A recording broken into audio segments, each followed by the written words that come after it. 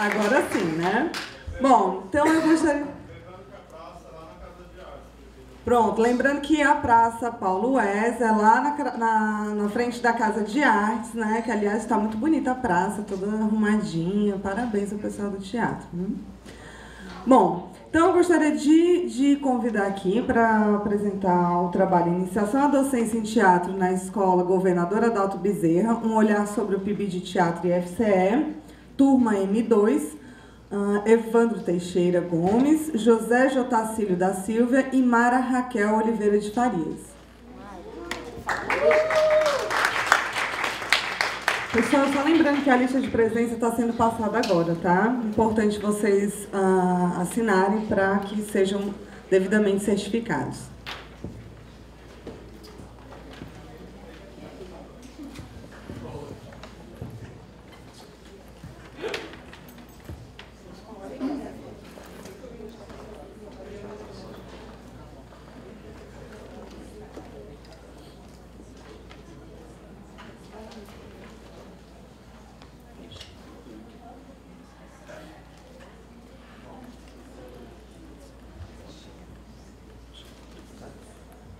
Boa tarde. Boa tarde. Está desligado. Alô, oi? Boa tarde. Então, a gente vai relatar aqui a nossa experiência dentro da Bolsa do PIBID, né, junto à Escola de Ensino Médio Governador Adalto Bezerra, tá bom? Iniciação à docência de teatro na Escola de Ensino Médio Governador Adalto Bezerra. Um olhar sobre o PIB de Teatro e FCE, turma M2.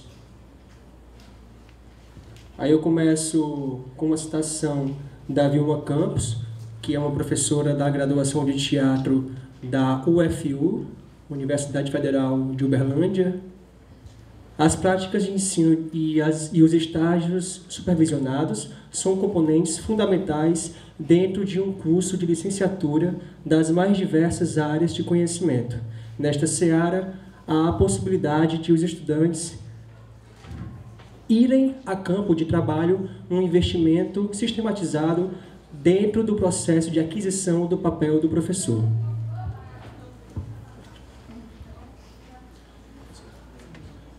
O nosso objetivo geral é relatar a prática docente com a turma M2 de teatro a partir do Programa Institucional de Bolsa de Iniciação à Docência do Teatro FCE na Escola Adalto Bezerra. Por que M2? Porque lá tem 3 turmas, né? De manhã e tinha mais 2 à tarde. Agora não está tendo mais à tarde e só pela manhã. Então a gente colocou M para discriminar manhã e T tarde. Tá bom? Os específicos discutir o papel do PIBID na formação do docente em teatro e no discente ator ou atriz. Discente primeiro porque a gente considera que os nossos alunos são alunos, não estão ali para serem atores ou atrizes, e isso pode vir a ser, mas como consequência a ideia é fazer uma troca de experiências artísticas como cidadãos, a priori, né? A expor o trabalho com a linguagem teatral em sala de aula como ferramenta cultural, estética, com características particulares e como forma relacionada à construção de conhecimento, né? Visando que a linguagem teatral ela carrega consigo ferramentas que dialogam com o entorno do aluno e no seu desenvolvimento enquanto humano. Referir a linguagem teatral como um mecanismo que viabilize a capacitação do aluno como indivíduo reflexivo e questionador dos procedimentos e códigos existentes da arte teatral e, consequentemente, na arte contemporânea, né? E enumerar as dificuldades encontradas para o desenvolvimento de práticas docentes na escola. As dificuldades que encontramos para que possamos, ao longo desse processo, conseguir construir as nossas metodologias junto à escola, corpo docente da escola, junto aos alunos, né? Por favor, Bel. Vocês então Tá contigo? Obrigado. A escola foi fundada em 76, fica aqui no bairro de Fátima, aqui pertinho do CH da UES. Se alguém sabe, é o dia 3 de maio, tem o Itaú ali, o Banco do Brasil, você desce essa rua entre os bancos, você chega na Adalto Bezerra. É uma escola que é muito procurada, né, pelos pais dos alunos, pelos alunos, por ser uma escola que tem muitos resultados no Enem. Isso é um carro-chefe, né, da escola. Isso além de ter uma boa estrutura de salas, ter um bom corpo docente, é uma escola engajada politicamente, tem cursos de extensões de várias searas, não só do teatro, mas de sociologia, de estudos sobre a mulher, sobre o feminismo. Então é uma escola que é bem engajada politicamente, não só artisticamente. O nosso primeiro contato, o nosso supervisor, que também é bolsista do PIBID, e é professor e supervisor, é professor da escola de português e supervisor do PIBID, né? Ele tá lá para nos orientar, nos ajudar nesse caminho.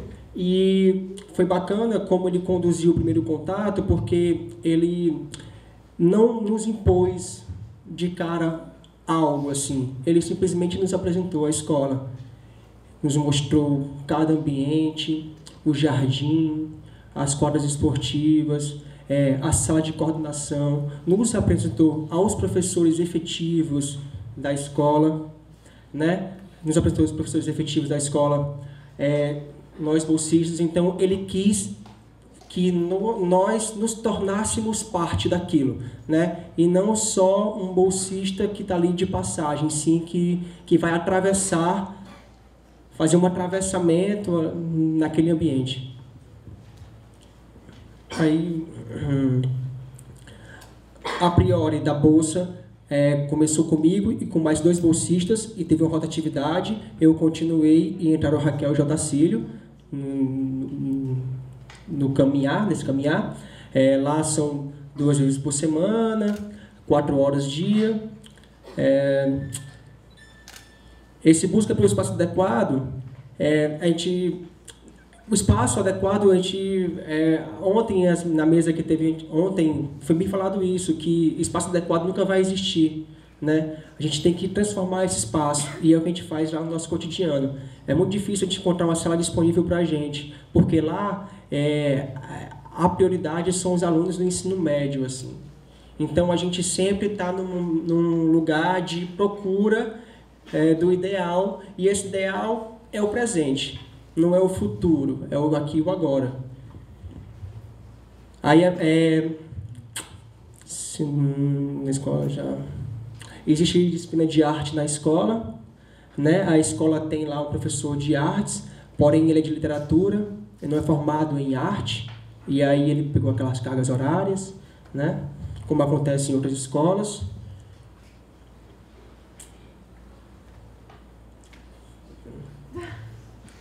Aí eu trouxe só esses pontos importantes assim sobre metodologia do nosso trabalho, que é a empatia, que já começou com o nosso supervisor quando nos apresentou a escola, e assim já gera uma afetividade da gente como docente para com a escola e alunos, corpo docente da escola.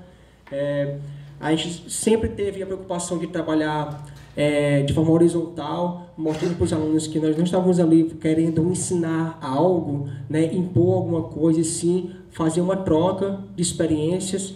Então, tudo isso reverberou para os nossos trabalhos futuros, nossas obras artísticas, né?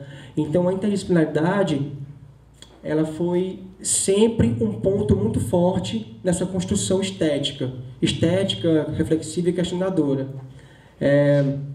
Chamamos de momento escambo. O que seria esse momento escambo? A cada fim de aula, a gente se fazia uma roda e os alunos apresentavam o que eles tinham de experiências artísticas para além do teatro, compreendendo que o teatro é uma arte polifônica, né, que ela é formada de várias vozes artísticas. Então, a gente compreende que o que eles tinham ali como uma poesia ou uma música que eles gostavam, seja de que gênero fosse, tudo aquilo somava para um futuro, uma futura montagem de trabalho, assim. E foi no que gerou Nomenclaturas, que foi o primeiro trabalho, depois o Cat City, que foi o segundo, e o ID. O ID, tivemos a oportunidade de colocar em alguns festivais de estudante dentro da cidade, e a gente competiu, né? Competiu junto com escolas particulares, Espaço Aberto, Ariçá, e nós fomos agraciados como o melhor espetáculo da mostra. Isso foi bem bacana esse momento, não só como um pensamento de produto, mas de mostrar, de fortalecer a ideia de que eles são escolas públicas, mas eles têm tanta capacidade quanto quem estuda em escola particular. E foi bacana esse momento, porque deu mais um start, né? Mais uma elucidação para elas, para nossas alunas. E para a gente também, né? Nomenclaturas.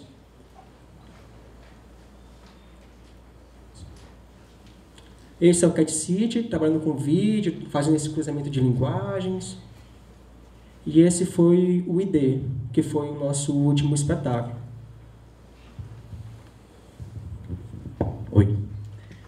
Agora falando das primeiras dificuldades, como já foi falado aqui também por outros bolsistas, a gente esbarra também na concorrência por espaço. Por exemplo, geralmente nas escolas o auditório é muito visado, e aí a gente corre para ele porque tendo como espaço ideal a ideia do que do que a escola pode oferecer, geralmente o auditório se aproxima desse espaço ideal, e aí quando não, a gente corre para utilizar outros espaços, ou a gente é deslocado para outros espaços. No caso da Adalto Bezerra, a gente vai para a sala de estudos, se não salas a própria biblioteca, o Grêmio Estudantil, que aí a gente já entra na zona da escola, na zona de sentido de caos mesmo, porque são espaços minúsculos, desapropriados, assim, inadequados, na verdade. E a gente está sempre, por causa dessas e outras questões, partindo para os planos chamados de B, né? E a gente se virando dentro dessa realidade. Um outro fator muito interessante e que geralmente nosso supervisor, nossos coordenadores de área, a gente sempre discute é a relação do teatro versus Enem ou teatro e Enem, né? E o nosso principal exemplo, porque assim, a escola, desde os alunos quando entram lá no primeiro ano, o foco de preparação deles é para o Enem. Sempre. A realidade é essa na maioria das escolas. A Adalto Bezerra, por ter resultados históricos, né, de várias aprovações, com boas notas em vários vestibulares, inclusive no Enem, eles alimentam cada vez mais essa ideia de se preparar cada vez melhor para o Enem. Tendo isso como realidade, a gente se depara com a evasão de alunos a partir do momento em que eles passam para o segundo ano, né? E aí tem essa evasão, os alunos ficam na incerteza se continuam ou não nas aulas do PIBID, e essa é a nossa realidade. E nossa principal, vamos dizer assim, zona de enfrentamento dentro daquela instituição. Citando como exemplo assim, de um episódio muito interessante que aconteceu, um dos espetáculos, o tema feminista, o tema social, o tema político, coincidiu no ano passado com o tema da redação do Enem, né? Coincidiu mesmo, assim, uma semana antes a gente apresentou no aulão, que geralmente eles costumam fazer uma semana antes da prova do Enem, a gente apresentou o espetáculo ID, que trabalha essas questões. E no dia do Enem a redação foi a partir desse tema. Eu até anotei aqui o tema da redação, que é a persistência da violência contra a mulher no Brasil.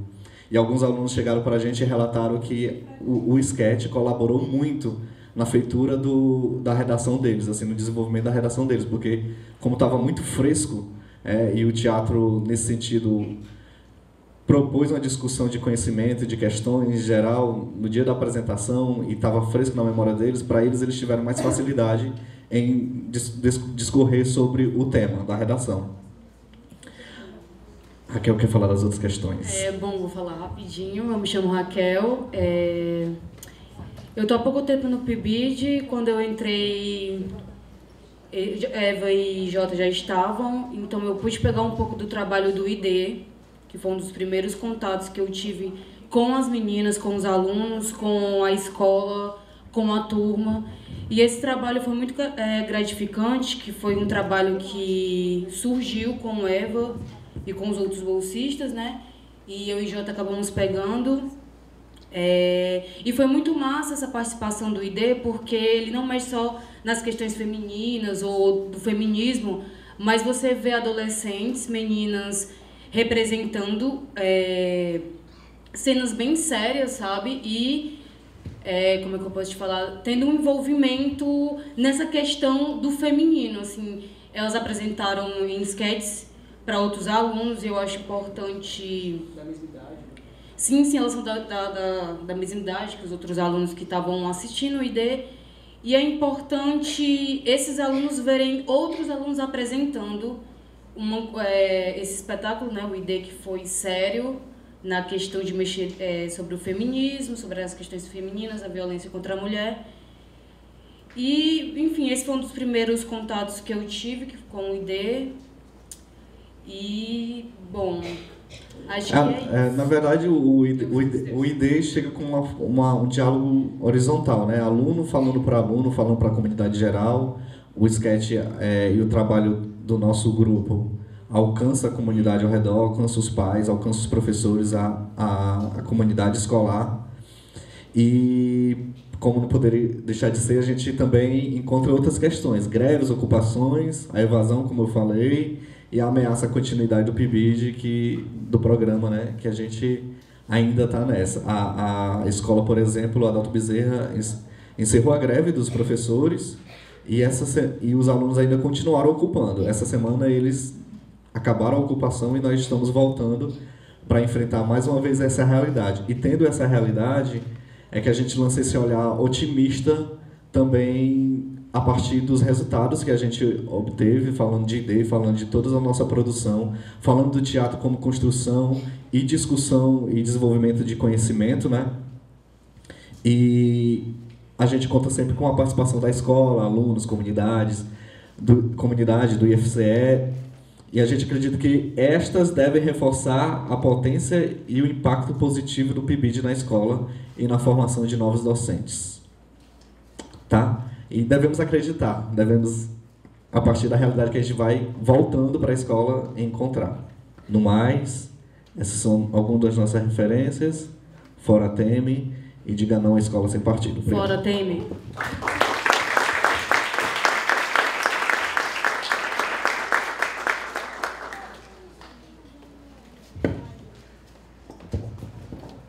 Mais uma vez, obrigada aos bolsistas pela apresentação. Gostaria de convidar agora para apresentar o trabalho Possibilidades de Formação nas Artes Visuais, Experiências através do PIBID, os alunos bolsistas Adriano Moraes de Freitas Neto e José Vinícius de Melo Scheffer.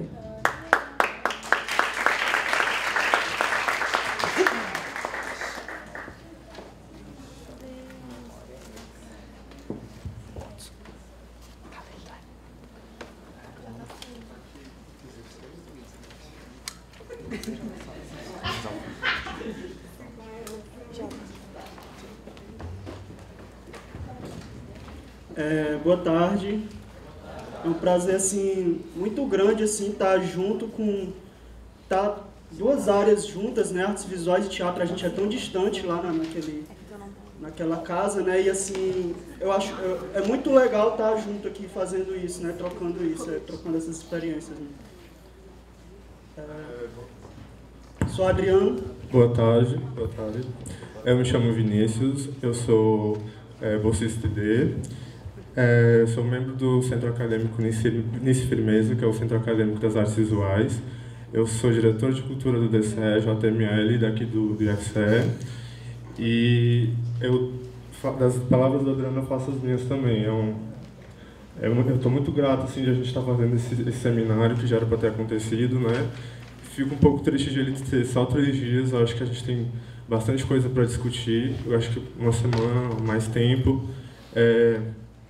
e falar da importância do PIBID, né, que eu acho que o tema e os assuntos são em torno disso, assim, a importância do PIBID, o que está acontecendo atualmente no Brasil, o que está acontecendo com esses cortes, o que o PIBID pode passar, o que pode ser cortado ou não, todos esses problemas, e principalmente na nossa área, né, que é de artes.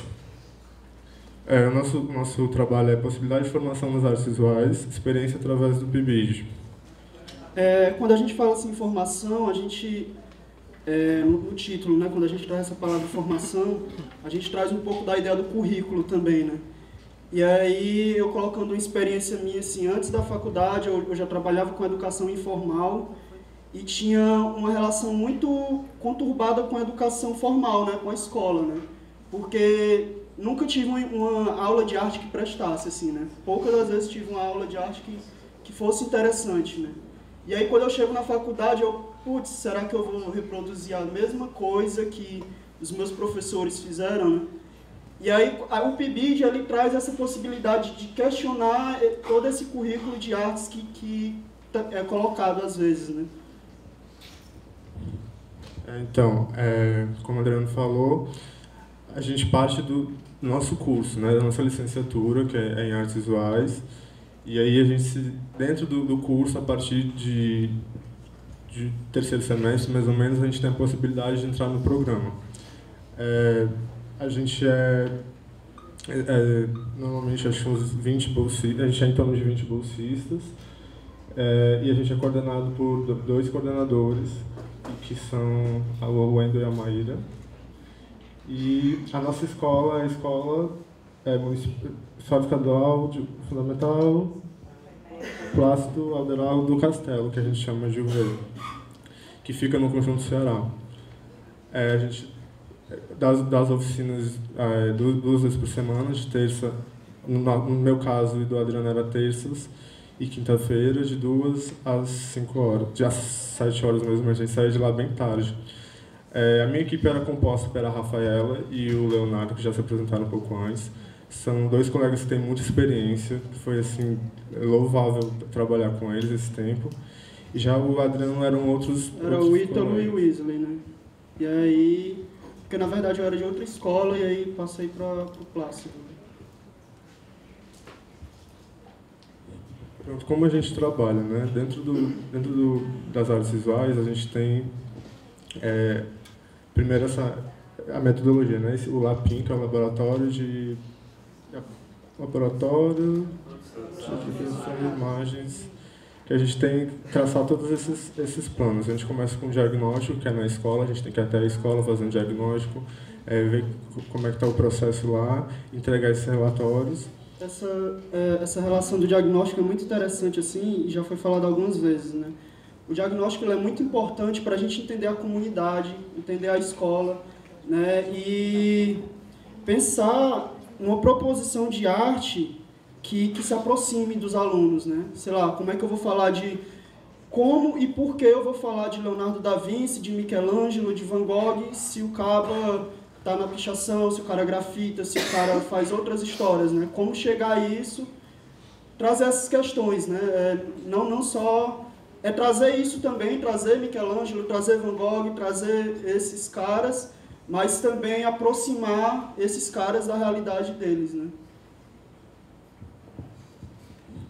Então, também a gente tem os planos de cursos e planos de aula que a gente tem que elaborar. E depois a gente trabalha em cima dos estados da arte, que aí, como o Adriano falou, às vezes no estado da arte a gente tem alguns autores, alguns pintores que a maioria das pessoas acha que a gente vai levar, né? Mas a realidade da escola, às vezes, não é aquela. Assim, os alunos não estão muito interessados nesse tipo de arte mais erudita, eles estão interessados no cotidiano deles. E tem uma coisa também nos estados da arte, quando a gente propõe isso, porque assim, os estados da arte ela é dividida entre arte figurativa, arte abstrata, construtivista, né?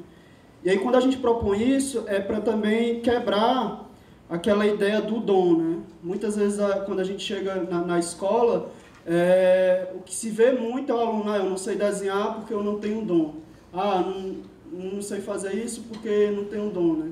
E aí, quando a gente trabalha essas questões, né, de arte, de outros tipos de artes, a gente desmistifica isso, que não é dom, né? Na verdade, é prática, outras questões que vão além, nem perpassa pelo dom, né, na verdade.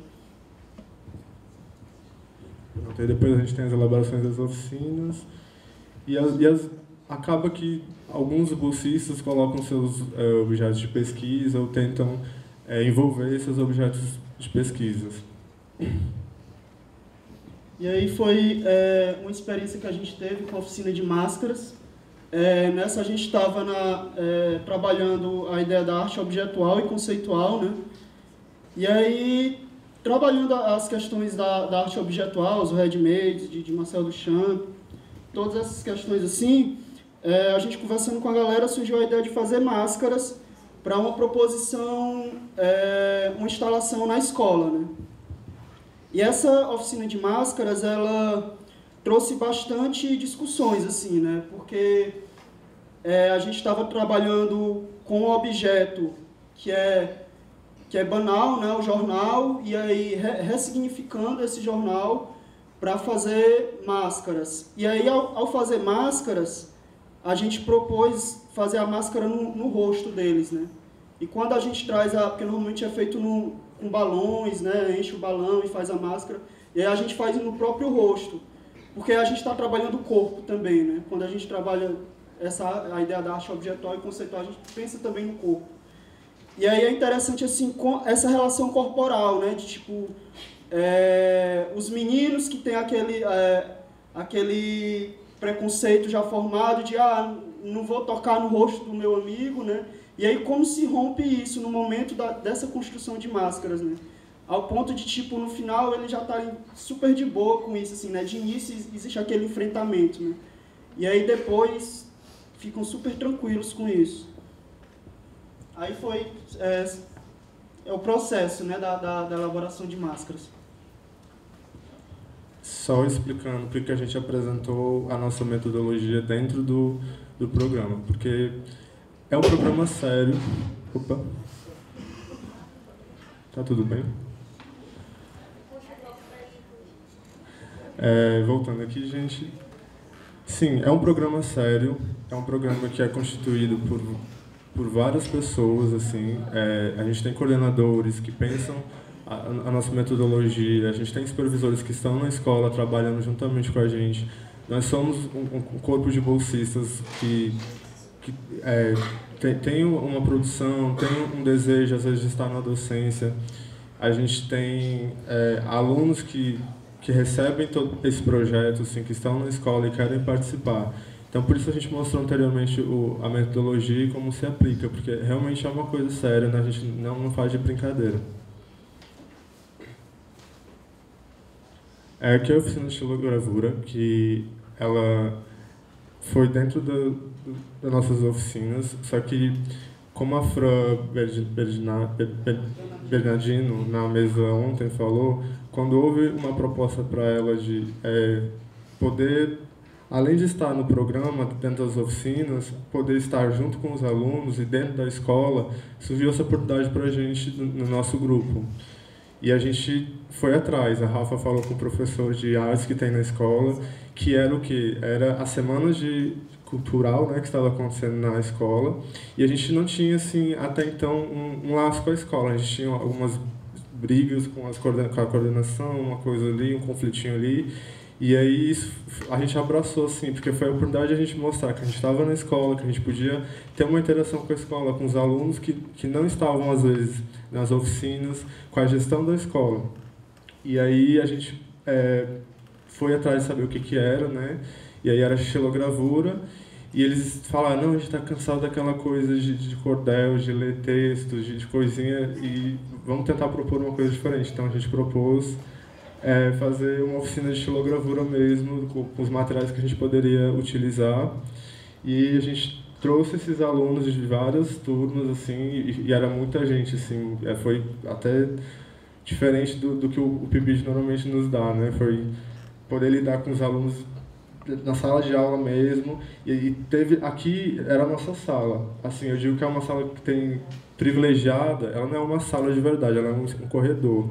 Mas a gente tem o privilégio de estar ali, porque é um espaço nosso, né? Ela é ventilada, muito ventilada, mas quando a gente se colocava dentro da sala de aula mesmo, que é uma sala de aula fechada, quente, com muito aluno, é que a gente realmente percebia a realidade da escola, e a escola também é toda gradeada. E assim, você vai começando, a partir da cultura visual, a entender como é que é o processo desses alunos que estão ali, sabe, assim, metade do seu dia, que convive com aqueles professores e tem toda aquela dinâmica. A gente trouxe uma citação da Ferraz e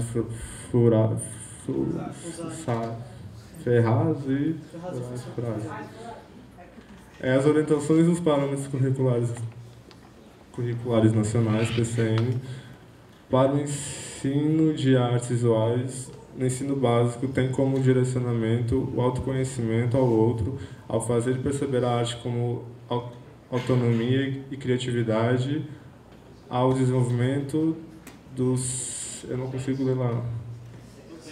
Do senso. Do senso estético, a interação dos indivíduos no ambiente sociológico-cultural, preparando-os para um mundo em transformação e para serem sujeitos no processo histórico. A gente trouxe isso porque a gente percebe como o currículo está extremamente ligado ao que a gente faz, né? Se a gente não pensa em toda a estrutura curricular daquele aluno, como já foi dito anteriormente, como é que ele vai prestar um vestibular se ele não foi preparado para isso? Como é que ele vai ter um senso estético, um senso crítico em relação à arte se ele não foi preparado para isso, né? E aí volta para o ensino superior. O ensino superior consegue, na sua grade curricular, no seu currículo, em todas as suas formas de ensino, ele está conseguindo lidar com esse professor, com esse formador, com essa pessoa que vai estar na sala de aula. E essa relação do currículo também que se expande para além da sala de aula, né? É importante colocar que a gente atende o bairro do Conjunto Ceará e como essa relação, assim, nos bairros de periferia traz estigmas, né?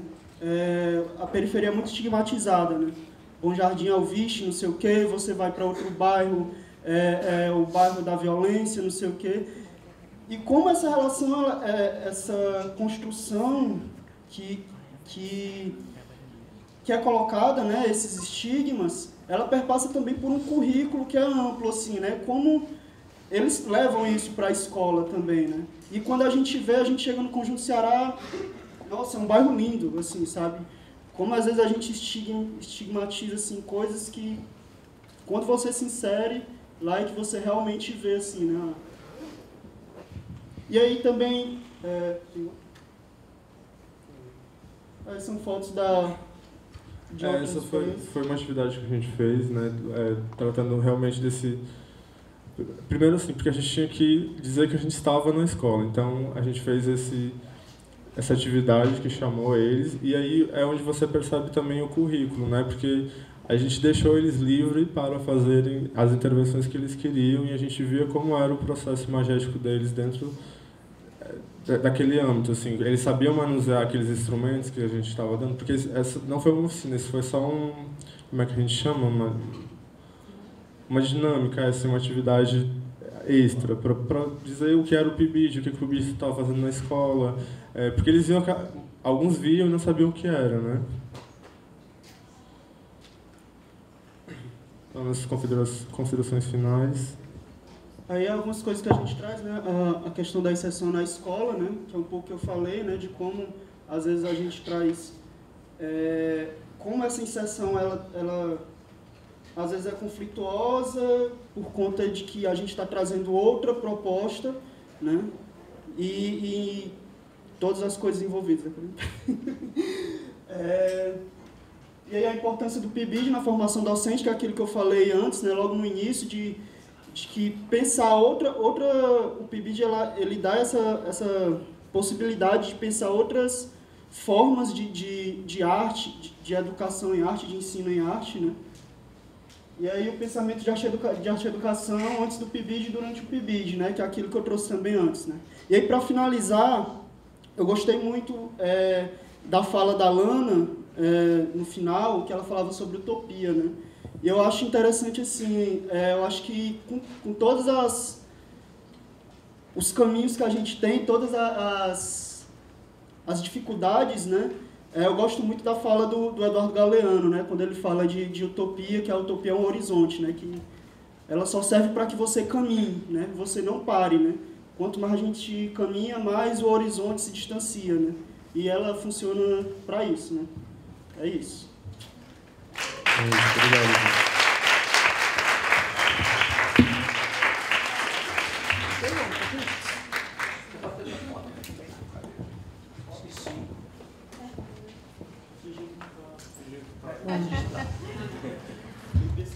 Faltou o look da foto.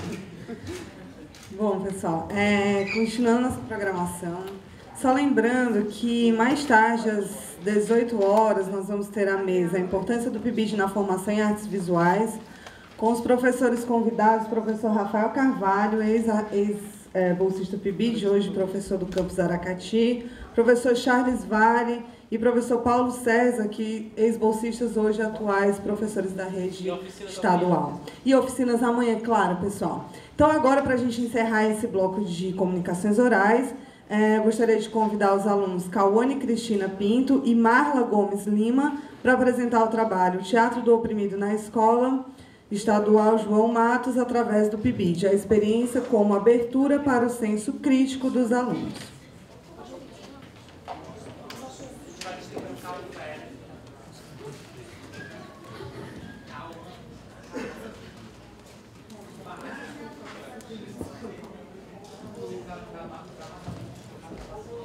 Primeiramente, fora Temer.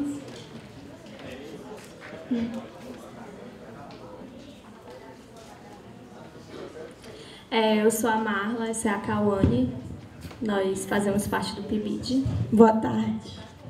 Estudantes de licenciatura em teatro aqui no IFCE, do teatro, a gente participa do PIBID na Escola João Matos, né?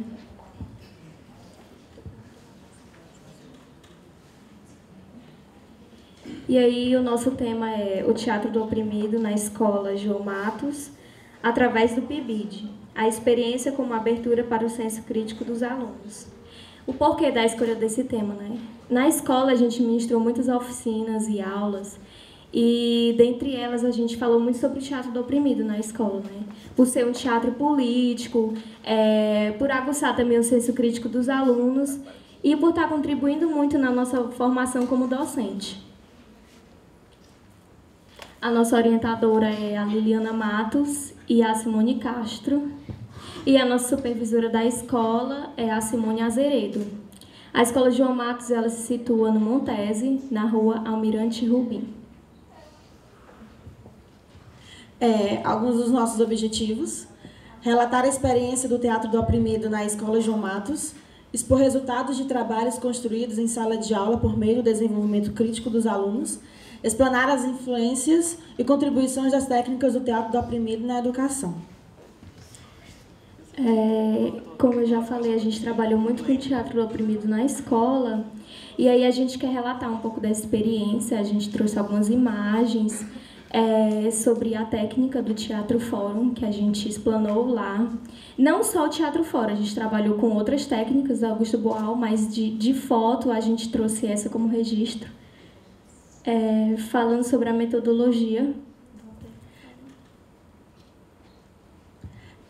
Antes de falar um pouco dos tópicos, teve uma coisa interessante, que era a questão de...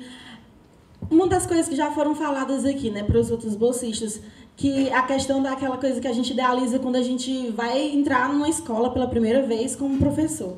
A gente tinha um pouco disso também. Mas a gente se deparou com a questão dos alunos, né? Nós tínhamos, quando eu entrei um pouco depois que a Marla, fiz dupla com ela. E no momento em que a Marla dava aula, tinha em torno de 6 a 10 alunos. Quando eu entrei, tínhamos 2 alunas. Então vinha aquela questão: como é que a gente vai poder passar tudo aquilo que a gente havia planejado para 2 alunas. Então, veio a questão da adaptação. Então, tudo que a gente fez, tudo que a gente tinha planejado em relação ao Teatro do Oprimido, que a gente ia passar para os alunos, a gente adaptou para as 2 alunas. Então, assim, tinha algumas questões que era a questão de... Uma era muito envergonhada, a outra já era mais soltinha, mas uma era muito amiga da outra. Então, se uma não fazia, a outra também não fazia. Então, a gente teve que começar diálogos, entender as meninas, para que elas se sentissem mais à vontade, né, de participar das aulas e tal. Então, eu e a Marla, a gente começou a, como é que eu posso dizer, a dialogar com as meninas em cena. A gente tem até aqui uma foto,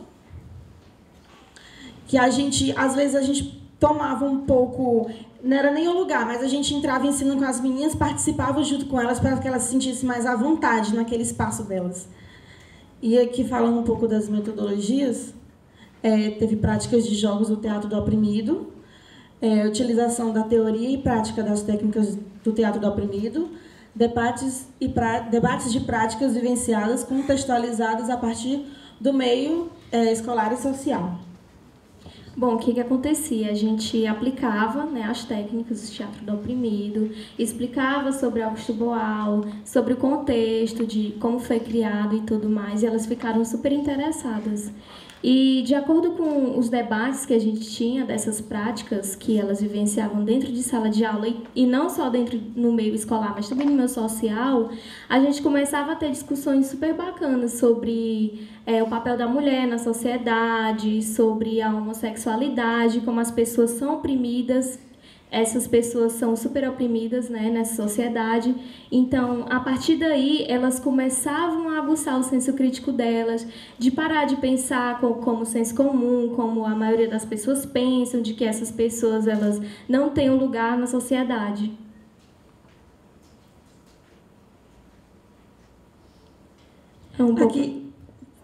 Aqui são a imagem de um dos nossos primeiros exercícios que nós fizemos. A temática ficou livre para as meninas elas decidirem qual temática elas gostariam de trabalhar. Elas acabaram trabalhando um pouco com a questão da mulher, do papel da mulher na sociedade e a questão da desigualdade social. E aí, elas mostraram, no exercício, elas falaram, era um pouco do resumo da história do que elas construíram, era de uma moça que chegava no restaurante e ela aparentemente parecia ser uma pessoa que não teria dinheiro para pagar aquilo que ela ia consumir. Então, ela sofria um certo preconceito com o garçom. Então, aí a gente via, junto com eu e a Marla, a gente via como as meninas se deparavam com essa situação sendo essa personagem. E aí elas mostraram o que elas fariam no lugar dessa pessoa. Isso é um exemplo desse exercício, é um exemplo de um exercício que a gente fez de teatro fórum.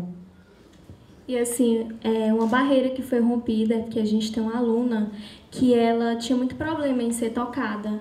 Ela não abraçava ninguém, um aperto de mão para ela era um absurdo.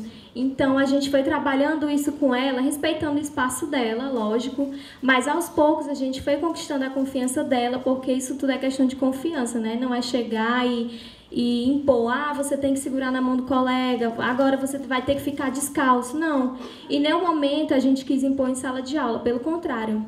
A gente tinha essas alunas, mas aparecia um aluno que ele ia lá em momentos de intervalo, que ele não era do contraturno, a gente dá aula pela manhã, ele estuda pela manhã, então no intervalo ele corria para lá porque ele gostava de assistir. Aí eu perguntava, você quer participar? Ele, não. Aí eu, tudo bem, mas o observar dele já é uma participação muito importante. Então, eu deixei ele no espaço dele. E aí, ele tinha uma aptidão muito grande pelo desenho. Então, enquanto a gente fazia os exercícios, ele estava lá fazendo arte, né? A arte dele também, que era do desenho. Então, no final, ele mostrava um desenho. Olha aqui, foi que eu fiz. Muito bacana. E ele era muito destacado na escola por ser um desenhista assim, incrível. Então, a gente sempre tem essa coisa de respeitar o espaço do aluno. Você quer participar, participa. Porque o PIBID é assim, né? A gente não chega forçando ninguém nas salas de aulas, a gente faz a divulgação, quem tem interesse em participar. Só que o problema da escola é porque a escola tem muitos projetos. E eles são muito focados no Enem, assim como o Adalto Bezerra, né? É muito parecido com essa escola. Então, eles têm uma carga horária imensa, eles são super cansados, tanto que nas nossas aulas as meninas diziam assim, olha, a gente está em semana de prova, a gente não pode comparecer. E aí era, tipo, elas davam importância maior para o Enem, para as provas delas, e a gente entendia, né? A gente entendia, a gente não... tem que vir. Não, a gente sabe que já é da prática delas essa coisa cansada, essa coisa do Enem, essa coisa de ter que estudar várias vezes. E esse é um problema da escola ter vários projetos e o PIBID ele ficar sempre em segundo plano. Outra conquista também que a gente teve foi que, também pegando um pouco da questão do que a Marla falou, fora a questão do Enem, era a questão do ponto. É uma coisa que incentiva muitos alunos, é a questão do ponto. Tudo que ele faz, eu vou ganhar um ponto na média, na parcial, na bimestral. Então, foi uma coisa que a gente venceu, assim, também uma conquista, porque tudo que as meninas faziam, elas diziam, não, eu não vou fazer, porque eu não sou obrigada. Tinha essa aluna que não gostava de ser tocada, ela tinha essa questão. Eu não sou obrigada a fazer e eu também não vou ganhar ponto. Mas ela, mesmo tendo um pouco dessa rejeição, ela não deixava de ir para as aulas, ela estava sempre lá. Então eu via, não, essa menina, ela diz isso, mas no fundo ela quer. E a gente incentivava um pouco mais as participações dela. Então, mais à frente a gente viu que ela fazia por conta própria. Mais à frente ela não cobrava mais ponto, ela não passava mais na cara, assim. Ela não dizia mais isso pra gente, ela fazia por livre e espontânea vontade. Ela foi fazendo por gostar.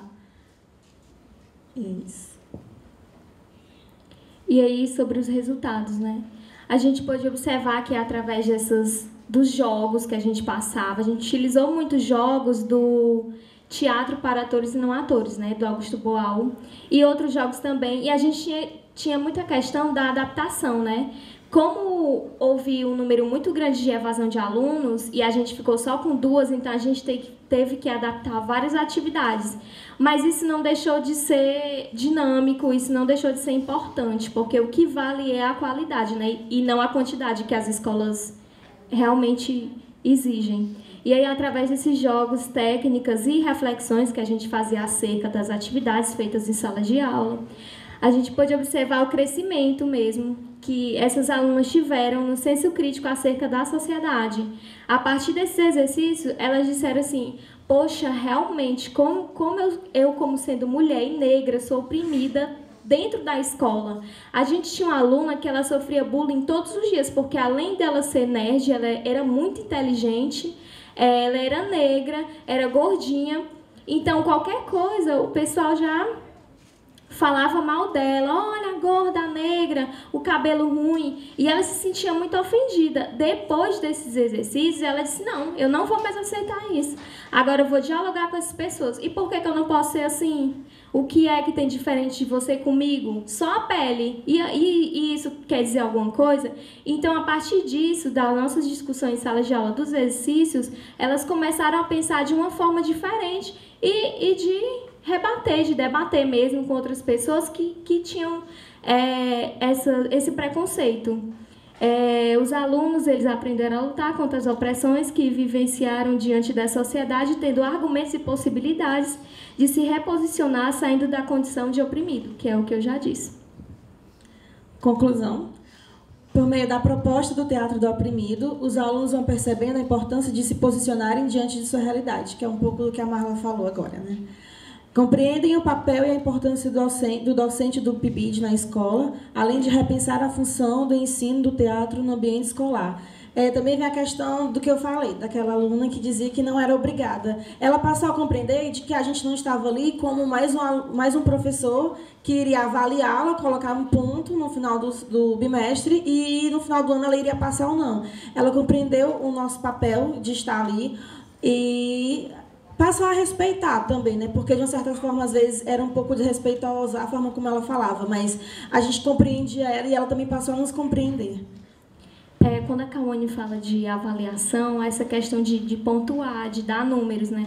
A nossa avaliação é como uma pessoa que falou, acho que foi das artes visuais, é do processo, né, que esses alunos têm. E aí é muito interessante porque quando eu, junto com alguns outros bolsistas da escola de João Matos, a Cauane ainda não tinha entrado, a gente ministrou uma oficina de consciência corporal e no final a gente abriu um debate para saber o que os alunos achavam dos exercícios. E aí teve o depoimento de uma aluna muito interessante que ela disse, poxa, quando disseram que eu tenho uma oficina de teatro, eu cheguei aqui pensando que vocês iam dar um papel, a gente ia decorar um texto. Então quebra com todo esse pensamento que dentro da escola tem de um teatro que é decorar texto, enfim. E a gente deu vários jogos nessa oficina lúdicos, que esses alunos ficaram encantados, né? Que tinham uma coisa muito grande por trás de atenção, concentração. E eles, poxa, isso também é teatro, isso faz parte do teatro. E aí eles começaram a compreender a importância do PIBID de teatro na escola João Matos. Para concluir, também teve um outro resultado também que eu acredito que foi um dos mais importantes nessa aluna, ela também não gostava de ser tocada e a gente fez uma oficina de jogos de brincadeiras africanas na semana humana, na semana da consciência humana, porque teve teve o dia do negro, mas lá eles não fizeram como o dia do negro, fizeram a semana da consciência humana, que aí falava do negro, da mulher e do índio. E a gente fez essa oficina de brincadeiras africanas e a gente viu o quanto ela tinha evoluído, que o que ela tinha daquele limite dela de tocar só naquela colega dela se expandiu. Ela tocava nos outros colegas das outras turmas, pessoas que ela nem conhecia, e dialogava e tinha essa partilha dela com eles. Agradecimentos. Nós agradecemos a todos os bolsistas, todas as pessoas presentes aqui como ouvintes, né? Principalmente a Simone Castro e a Liliana Matos, nossas auxiliadoras, nossas coordenadoras. E agradecemos também a nossa supervisora, Simone Azeredo, e aos alunos da Escola João Matos. Obrigada. Para finalizar. Não, a Escola Sem Partido, por favor. Obrigada.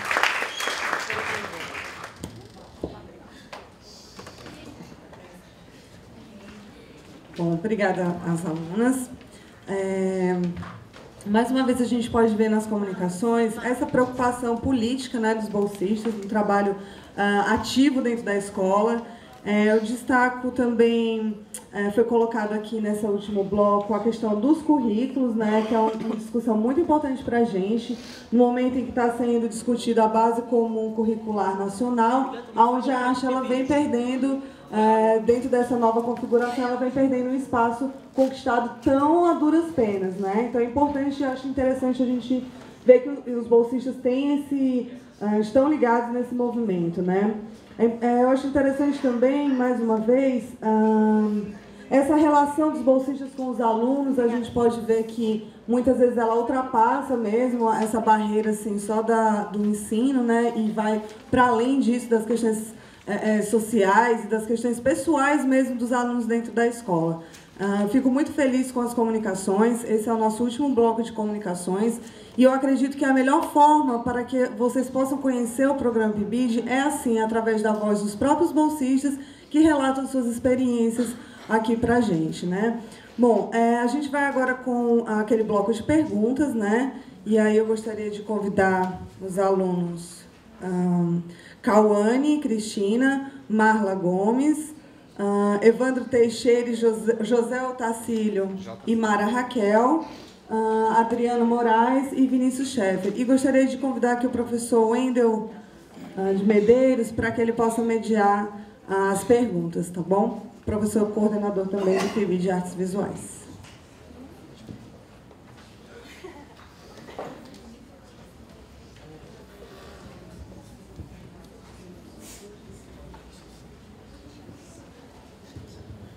Bom, boa tarde.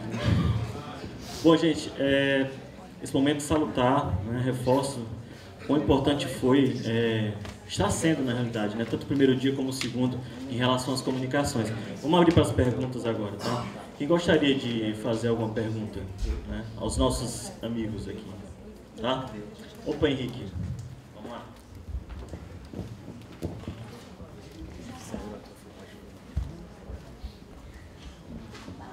Oi, boa tarde. Eu e a Cauane, nós estudávamos na mesma escola e a gente fazia o PIBID de teatro. Então, eu queria saber como que a experiência dela anterior motivou ela a ser bolsista.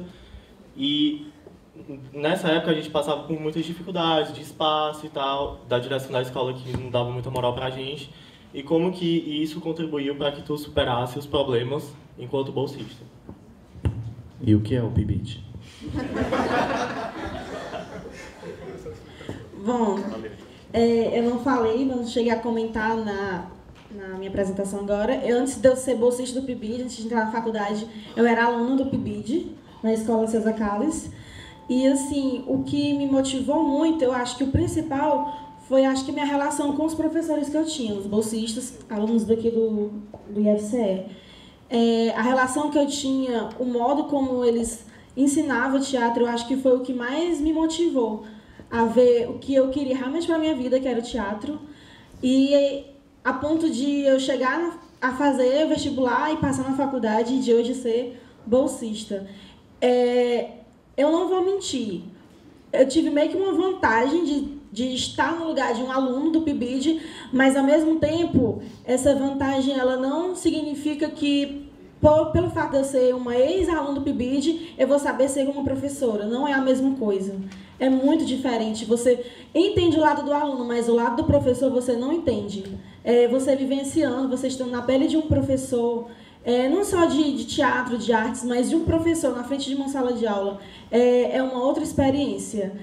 Mas eu soube lidar com isso, mais ou menos, né? Estou aprendendo ainda, cada dia que passa, e tenho muito ainda que aprender. Respondi? Obrigada.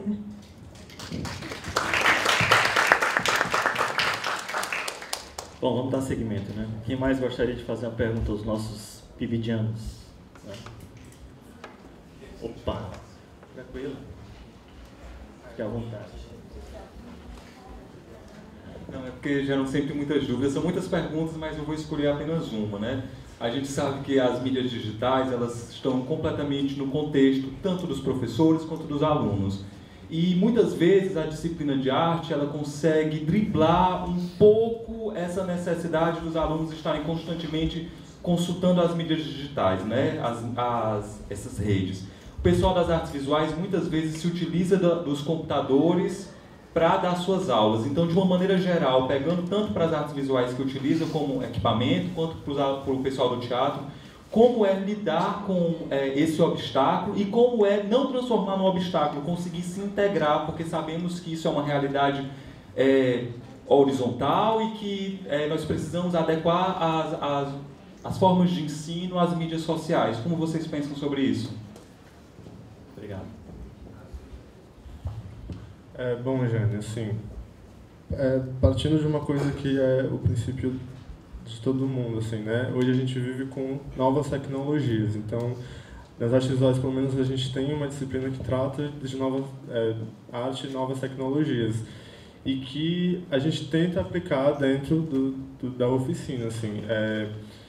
Eu dei uma oficina de light painting a partir do celular, e isso gerou um pouco de conflito, porque eu precisava da internet e a escola não disponibilizava a internet para os alunos e muito menos para um bolsista que estava chegando agora. Então, isso foi um dos problemas, assim. Aí, a gente levou isso, né, para as reuniões que a gente tem e tal, e tentou conversar com a escola para tentar utilizar o equipamento da escola, assim. Se a gente já que não poderia usar os nossos, tentar usar o da escola, que a escola tem, né? Toda escola tem uma verba para novos equipamentos e para utilização de equipamentos. E aí a gente encontrou um professor de química que era muito ligado às artes visuais e que é o cara que saca muito de tecnologia. Então ele nos auxiliou muito nessa parada, assim, porque ele criou um drone. Ele fez um drone na escola com os equipamentos que tinha na escola. e a gente começou a ter uma ligação maior com ele, né?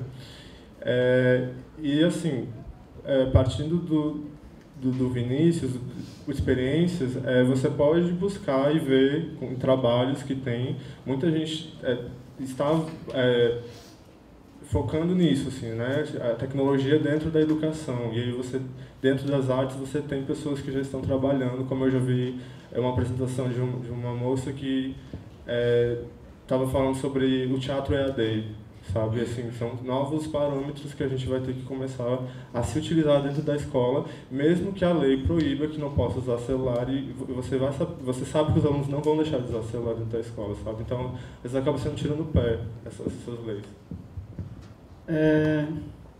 Eu acredito assim, né? Existem inúmeros programas hoje em dia, não sei o que, escola com computador, escola de não sei o que, inúmeros programas que oferecem essas mídias digitais, mas o que ainda existe são novas tecnologias para velhos currículos, né? Tipo, são escolas ainda super antiquadas com relação ao uso das novas tecnologias, né?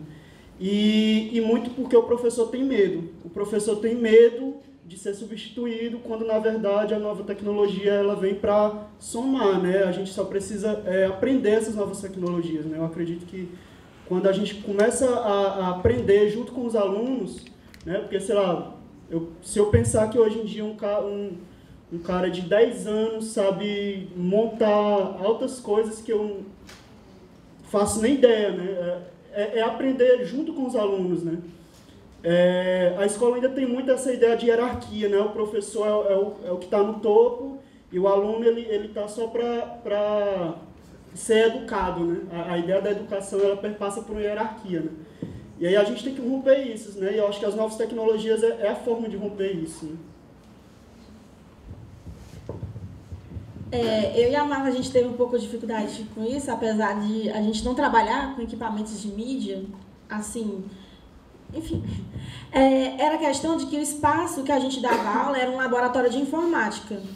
Não era laboratório de informática com computadores de monitor, era mais notebooks. Aí tinha um armário com vários notebooks dentro. Então, a nossa dificuldade era que uma das alunas era viciada em internet 24 horas. Então, como dar aula de teatro uma aluna viciada em computador, dentro de uma sala de computador? Era quase impossível. A gente tinha que... no começo, a gente teve que ter muita paciência.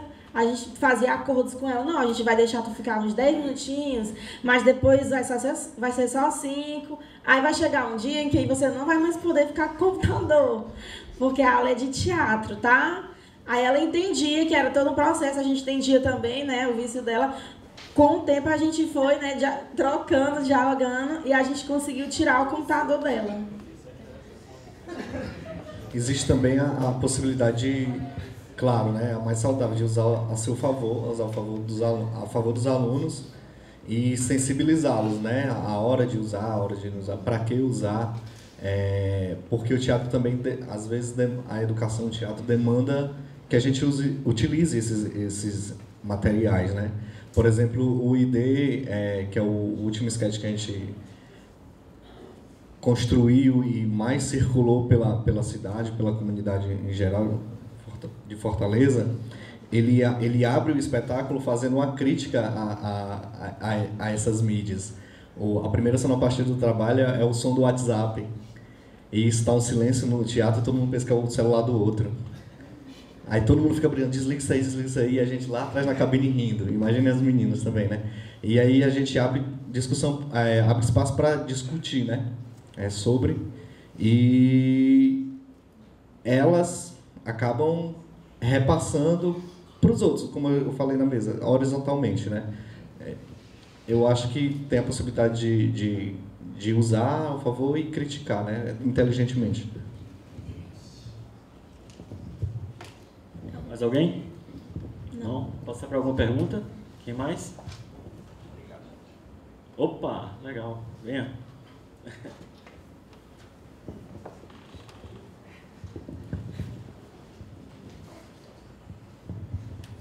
Simone, como é que nós estamos de tempo, Simone? Beleza? Tranquilo. Ainda vamos ter na programação cultural a pintura coletiva, né? Lá É esse? Foi cancelado? Ah, então tá bom. Então, 59 perguntas, tá? Ótimo. Lá na Praça Paulo Wes? Isso. Mas a gente vai tudo com a cordinha na cintura. Isso. Amarrando todo mundo. Porque vai ser uma reforma que a gente propôs. Legal. Aí fica todo mundo puxa a banda e depois volta pra cá. Vai ser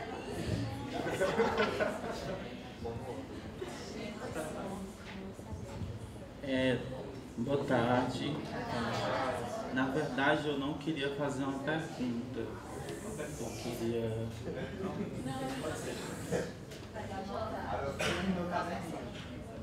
É que durante as apresentações eu estava pensando ali. E antes de vir para cá, eu estava pensando o que é que eu ia falar, mas eu já estou me enrolando. Então, aqui. Tá bom. Eu acho que é de suma importância a gente, como futuros educadores, e já como educadores, abrir a mente dos alunos. Quando eu ouvi você falando do relato da sua aluna que sofreu bullying, eu fiquei pensando o quanto é importante a gente, como educador, passar para os alunos que eles têm o poder de se empoderar e que a gente é diferente e que as diferenças precisam ser aceitas. Eu preciso aceitar o outro na mesma medida que o outro precisa me aceitar. Eu acho que esse foi um trabalho muito bonito seu, de vocês todos, de dizer para as pessoas, olha, faça de tudo para que as pessoas vejam quem você é e se aceite porque você é assim. Eu não sei, de certa forma me tocou muito, porque eu não sei se todos vocês aqui já sofreram bullying, mas eu já sofri. A gente passa por um momento que a gente pensa, eu sou isso, mas eu sou isso naquilo que o outro está falando. Eu não sou mais do que isso. E quando chega uma pessoa e diz, não, você não é só isso. Você pode ser muito mais. É muito maravilhoso. Eu acredito que são esses pequenos detalhes, essas pequenas ações que podem sim mudar o mundo. Então eu queria mais agradecer a vocês, principalmente pelo trabalho de vocês, porque foi uma coisa muito bonita. E é isso, muito obrigado.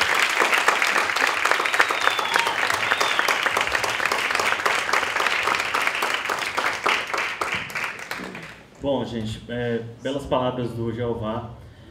Me sensibiliza muito isso, porque a gente percebe o quão importante é um seminário desse tipo e escutar essas experiências, né?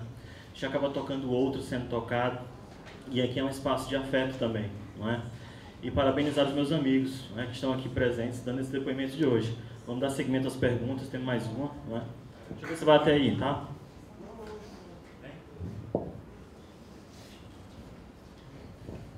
Boa tarde. Assim, eu não sei se essa pergunta foi feita, sabe, porque eu cheguei um pouco atrasado. Eu escutando vocês, eu fiquei me perguntando se a universidade, se eu vou levar mais para a galera do teatro, porque eu não sei como é a realidade do curso de artes visuais. Mas se existe uma... Se vocês sentem a necessidade, enquanto estar nesse projeto, de ter uma formação que possibilite vocês poderem se reinventar dentro de um campo institucional, educacional, em que não existe um aparato de equipamento como iluminação, como um palco de teatro, como uma sonoplastia adequada. Sabe o que eu estou falando? Então eu fico me perguntando se essa formação poderia vir também, se vocês encontram essa dificuldade, primeiro, e se essa formação poderia surgir no curso de licenciatura em teatro para que as pessoas que vão exercer a docência tenham a capacidade de poder se reinventar ou reinventar possibilidades para mudar esse espaço. Essa é a minha pergunta. Obrigado. Deixa eu ver se eu entendi, peraí. Não, mas eu vou responder aí se tiver a ver, né? Eu acho que o curso, todo o percurso que a gente passa, ele é bastante realista, né? Às vezes a gente acaba caindo na ideia de sonho, da coisa ideal, da fantasia, mas eu acho que a gente, aí é claro, experiência própria, assim, a gente vai acabando, durante o percurso, vai levando rasteiras precisas e necessárias para que a gente caia nessa realidade e se adequem mesmo, assim, e tem várias possibilidades, assim. Eu não contei isso na mesa, mas eu até quando eu comecei o PIBID e estagiar, que a partir da disciplina de estágio da instituição, eu tinha pouca experiência com docência em escola regular. Eu dava aula mais em oficinas, em ONGs, em projetos de grupo de teatro, e a minha experiência era muito de contato com colegas que davam aula em escola regular. E eles me diziam sempre que essa adaptação é sempre necessária. Infelizmente, que bom, quem dera se a gente tivesse todo o equipamento, né? Enfim. E eu acho que o curso, hoje em dia, a realidade, a maioria dos professores prepara a gente para, principalmente a parte de teatro, falando da parte artística, né? Prepara a gente para uma realidade bem precisa, assim, o que é hoje, assim, não inventam muito não, assim. E seria maravilhoso ter uma preparação e a gente encontrar na escola, aí eu estou sendo redundante, né? Mas seria ideal na escola a gente encontrar todo um aparato. Eu queria, não debate, eu vou ver. Porque eu queria só fazer pegar um gancho da fala da Lana, que ela falou na mesa passada, né? Agora, antes do intervalo. Eu lembrei muito que ela falou que é muito superficial, sabe? Tipo, durante o percurso de que a gente passa pela academia, essa coisa tecnicista, podemos dizer assim, entre aspas, ele vai te ensinar como você pode ir para a prática, só que na prática, na real mesmo, é outra coisa, né? Aí eu, pensando nisso, aí quando eu escutei vocês, eu fiquei me perguntando isso, né? Se seria interessante, pelo menos, dar um tato para galera que talvez vai ingressar, ou não necessariamente para o projeto, mas também como professor, sabe? Poder ter esse tato com cenografia, iluminação, figurino, para poder passar isso para os alunos, entendeu? De uma forma didática também, porque isso também faz parte do todo o processo. Isso, pelo menos, isso para mim, enquanto estudante, segundo semestre, né? Não é sonhadores. É uma coisa que eu acho que seria importante ter. Né? Lembra muito a estrutura do curso quando era tecnólogo, né? Assim, que a gente tinha as cadeiras de cenografia, que já me falaram, de figurino, e hoje está mais voltado para a licenciatura, né? Mas é exatamente isso, tipo, como é que chega para vocês que estão na prática, exercitando, através do projeto, e se deparam com essa realidade, entendeu? Que essa formação não acontece, e às vezes o estudante, como eu já dei aula, não pelo PIBID, mas em outros processos da minha vida, em que tive alunos que me perguntaram sobre por que não poderia ter uma luz, por que na escola, sabe, esse tipo de coisa? Aí eu fico me perguntando como é que isso chega em vocês, entende? Eu queria dar um exemplo, que eu acho que é um exemplo muito forte, que é a cadeira de Fundamentos da Arte da Educação, que a professora Simone Castro dá, que é a questão de uma das atividades que ela passa, que é a nossa primeira experiência dando aula para os nossos próprios colegas de turma. Então, antes da gente dar a nossa aula, a gente faz o nosso planejamento de aula e a gente passa para ela o que a gente vai precisar. Vai precisar de projetor? Vai precisar de som? E aí a gente tem esse amparo do Instituto, né? Que é o notebook, o som, o projetor. Quando a gente chega na sala de aula nas escolas, geralmente nem sempre a gente tem. Eu digo, por meu exemplo da Marla, a gente não tem a questão do projetor, a gente não tem a questão assim, de iluminação, mas temos o notebook e temos caixa de som. Temos os cabos também, né? Porque às vezes tem o som, tem as caixas, mas não tem os cabos, aí é quase mesmo que nada. Então, assim, eu vejo, assim, por exemplo, de muitos amigos meus que dão aula, que a primeira coisa que eles fazem quando começam a dar aula é comprar o seu próprio material. geralmente, quando as pessoas conseguem o seu primeiro emprego, o seu primeiro salário é para comprar um celular, um notebook, alguma coisa assim. Os meus amigos que dão aula de teatro, geralmente, a primeira coisa que eles compram é caixa de som, lâmpada, lanterninha, que é para dar aquela ajuda na sala de aula. Então, assim, eu também faço isso. Eu não cheguei ainda a ter a oportunidade de levar para a sala de aula, por conta que faz pouco tempo que eu entrei, teve a questão da greve, eu não tive essa experiência ainda de levar os meus materiais para aula. Mas eu tenho a minha lanterna, tenho o meu sonzinho, essas coisas assim. E aí a gente vai se adaptando. Não é o certo, gente. Não é você tirar do seu próprio dinheiro, com o seu próprio dinheiro, o dinheiro para você comprar o material que você vai utilizar. Mas se a gente quer dar uma aula, quer fazer acontecer, a gente às vezes se sujeita a situações, dessa adaptação de comprar o seu próprio material, que é para ver aquela coisa acontecer. Então é isso, a gente tem um amparo do Instituto, sim, mas quando chega nas escolas a realidade é diferente, vai variando de escola para escola, mas a gente vai se adaptando. É isso. Bom, tudo bem, porque a assim, Jéssica vai dar uma palavrinha já já. Nas artes visuais, a gente tem o currículo pensado por pedagogos também. Então, a gente tem disciplinas que eles nos colocam para dar aula para os nossos colegas, como metodologia do ensino. Porém, tem algumas disciplinas que os professores eles são muito artísticos. Então, você... assim, para quem quer continuar essa carreira artística, é legal, mas para quem sabe que, no final de tudo, você vai receber um diploma que você vai ser professor, você já tem que começar a imaginar como é que você vai tratar daquelas linguagens dentro da escola. E aí, assim, a faculdade ela não te prepara para essa realidade, né? Começando que a gente não tem um diálogo entre ensino básico e ensino superior. Não existe. Assim, é muito fraco. A gente vê isso dentro dos estágios que são... Em todas as áreas eles são muito ruins. Então, a gente não tem esse preparo, assim, como a gente também não tem outros preparos para por exemplo, falar de arte africana, arte oriental, arte da América Latina como um todo. A gente não tem uma educação inclusiva para tratar de falar com outros alunos que têm deficiência ou têm alguma outra demanda. A formação realmente ela tem esses déficits, né? Ela tem essas coisas que a gente tem que tentar caminhando e se encontrando. Porém, a gente tem que pensar no quê?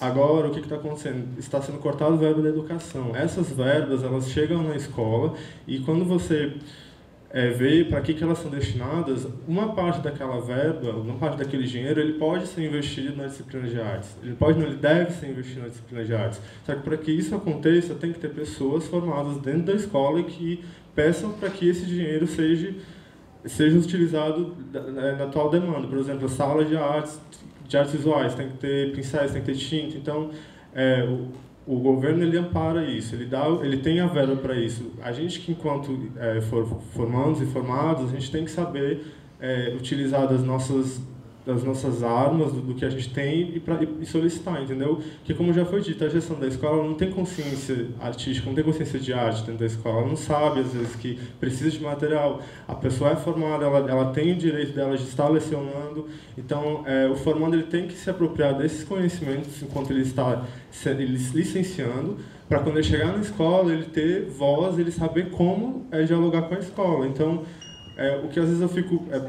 as ferramentas, às vezes eu fico observando que a gente passa 4 anos, a gente não entende muito bem, a gente tem políticas educacionais, a gente tem currículos, todas essas disciplinas são para dar um amparo para a gente, sabe? O professor ele não vai passar todo o conhecimento, assim, ele vai abrir e a gente, com autonomia, vai atrás, para quando chegar na escola poder conseguir o que a gente deve ter, assim, mínimo, sabe?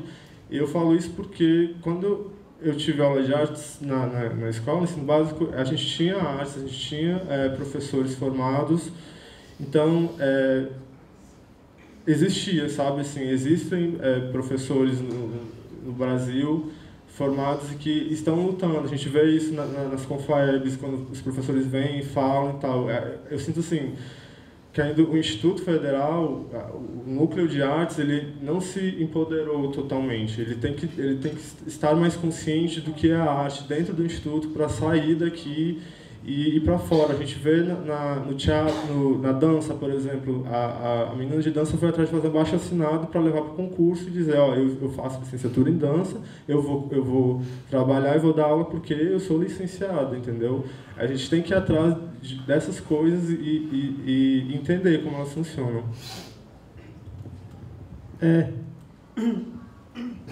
Tem uma coisa que tu falou aí também que, para mim, me pareceu muito da ordem do material, né?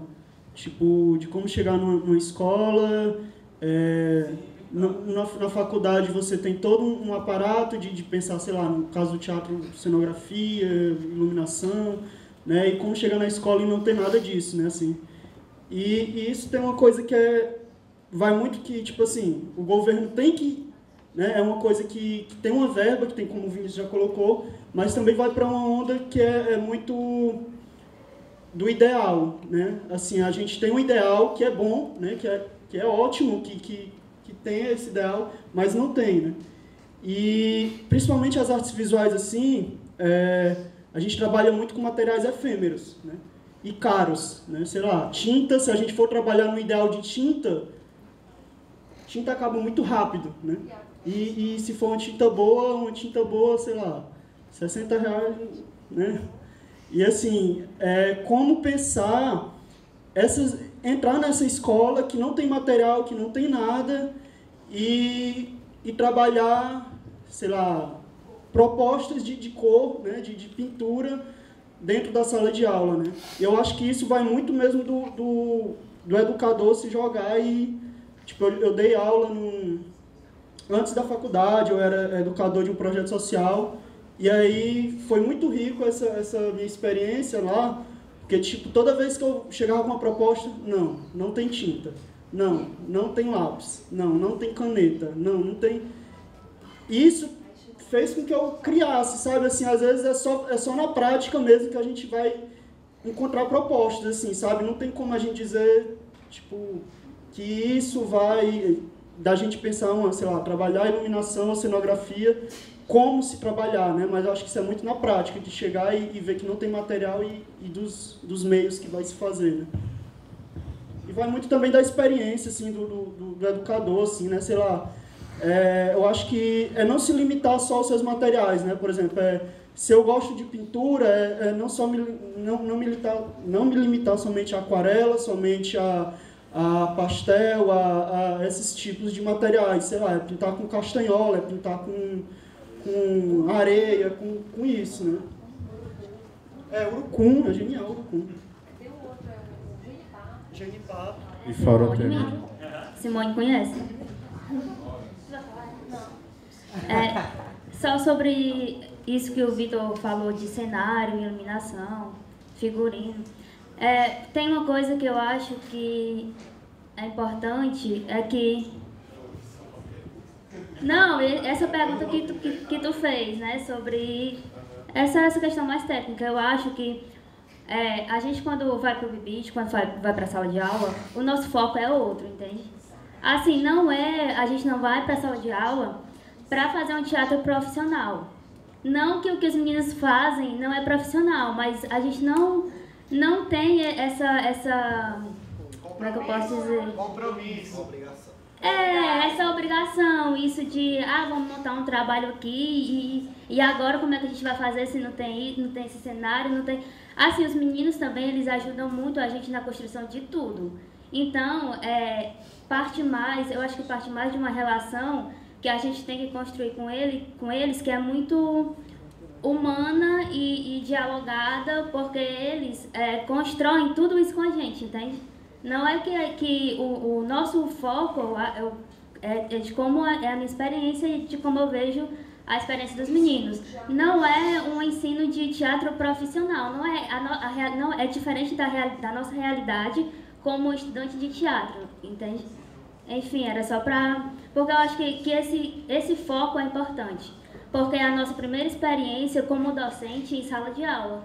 Então, a gente tem que saber que é diferente. Que a gente não vai para a sala de aula levar um teatro profissional. Entendeu? Um teatro profissional nesse sentido, né? Eu acho que ficou claro, nesse sentido de...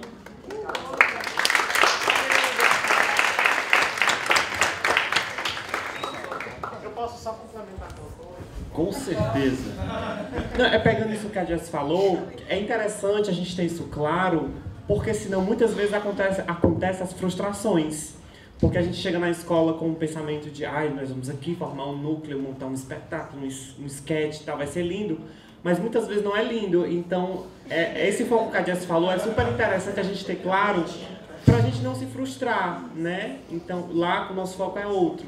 Então, se acontecer, que seja uma consequência, né? Um resultado. É mais isso, só para complementar. Bom, gente, mais alguém vai fazer alguma consideração? A gente está 5h30 agora, né? Alguém mais quer fazer alguma pergunta? Opa, legal. Valendo. Não, Valita. 5h30. Última pergunta, então. Pronto, meu amigo. Valendo 2 chilitos. Boa tarde, gente. Boa tarde, galera. Vamos dizer assim. Eu estou aqui, assim, por acaso, caí de paraquedas, que eu sou aluna aqui do IFCE, sou aluna dos Mulheres 1000. E o professor faltou. E eu fiquei sentadinha, e o meu professor faltou. E eu fiquei sentadinha e de repente vi aquela carinha de palhaço, o que é isso? Aí eu cheguei perto, eu vi, aí mandaram vir pra cá e eu vi. Aí estou aqui, mas eu quero parabenizar vocês, eu estou super feliz assim de ver vocês jovens trabalhando pela escola pública, porque eu fui 30 anos, tudo que vocês falaram é realidade, eu vivi só com lápis, borracha, papelzinho, olhava para a sala de aula, e aquela lousa antiga, preta, verde, e o pior de tudo, aquelas direções bem radicais, arcaicas, cheias de preconceito, mitos, tabus, radicalismo. E eu sempre gostava de ler e estar atualizada como vocês estão, apesar da minha terceira idade, viu, gente? Mas o espírito aqui é bem jovem. Eu já trabalhei 15 anos com escolas, com crianças normais, e meus outros 15 anos trabalhei com cego, surdo e mental. Eu acho que eu sou a única professora em Fortaleza que tem um curso de mental, surdo e cegos, né? Então, enfrentei muitos professor de direções mesmo arcaicas, né? Então, hoje a gente vê essa galera jovem aí lutando, vocês estão de parabéns, continue, porque as nossas crianças precisam demais do nosso amor, do nosso carinho, para a gente fazer essa transformação. E através de quê? Da arte e do teatro. A minha frustração em escola pública é porque eu não fiz um curso de arte assim como vocês estão fazendo, né? Profundo. Eu fiz aqueles cursinhos rápidos, era mais desenho, pintura. E eu não tinha material, não tinha muito dinheiro para comprar, mas eu sempre lá na minha casa era cacarecada para fazer trabalhozinhos. E sempre era assim. Ai, professor, mas eu não faço isso porque eu não tenho material. Conversa, não faz é porque não quer. Então vocês estão de parabéns, vocês estão fazendo porque querem. Continue.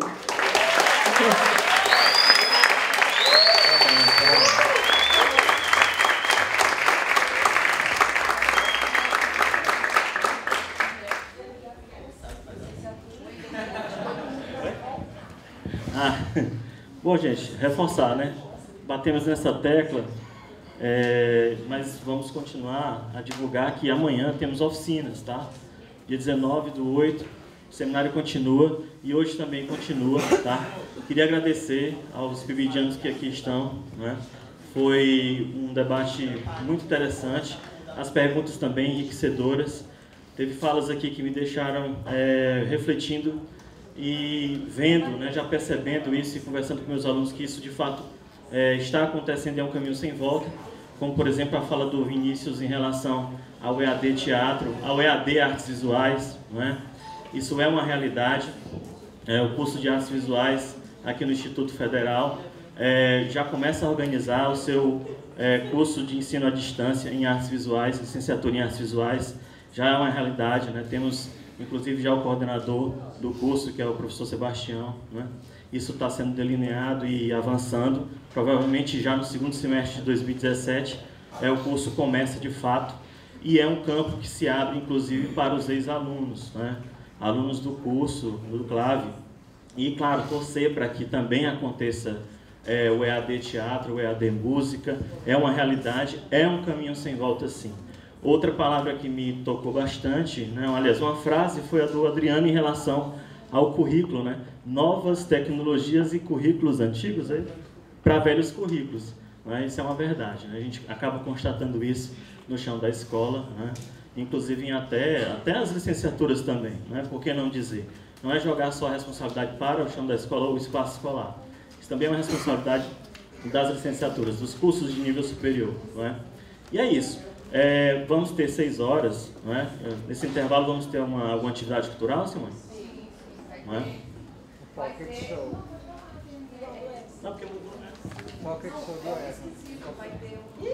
Só perguntando sobre a oficina de estamparia. Tá.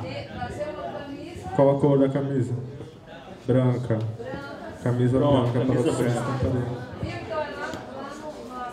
Na Praça Paulo Wes, vamos ter agora a apresentação esquisita. Tá? Gente, ó, atenção. 6 horas, a mesa, tá? Por favor, acompanhem, prestigiem. Temos colegas aqui, ex-pibidianos, atuando na rede federal e estadual, certo? A mesa é a importância do PIBID na formação em artes visuais. Pode ser até estranho, né? Ter esse gancho somente com as artes visuais, mas eu tenho certeza que essa experiência vai ser interessantíssima de ser escutada também pelos licenciandos do teatro, né? Então venham 6 horas aqui, 18 horas vamos começar a nossa mesa, tá? Importante a participação de todos, tá? Exatamente, lembre-se que os certificados só vai receber quem tiver participado 75%, né, da participação, tá bom? Às 18 nós voltamos para cá, tá?